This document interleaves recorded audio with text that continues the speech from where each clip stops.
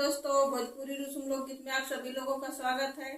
मैं आप लोगों को एक द्वार पूजा गीत सुनाने जा रही हूँ। अगर जो मेरी वीडियो पसंद आए तो मेरे वीडियो को लाइक और चैनल को सब्सक्राइब कर दीजिएगा।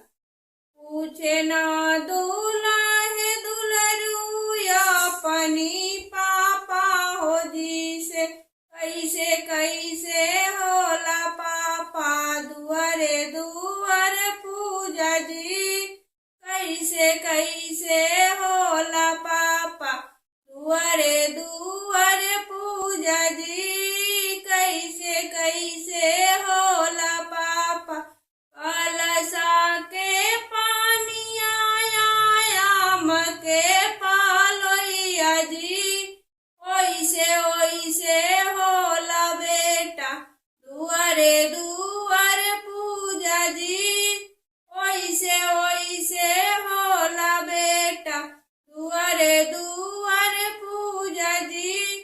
पूछे ना दूल्हा है दुलरू या अपनी चाचा हो जी से, कैसे कैसे होला चाचा दुआरे दुआर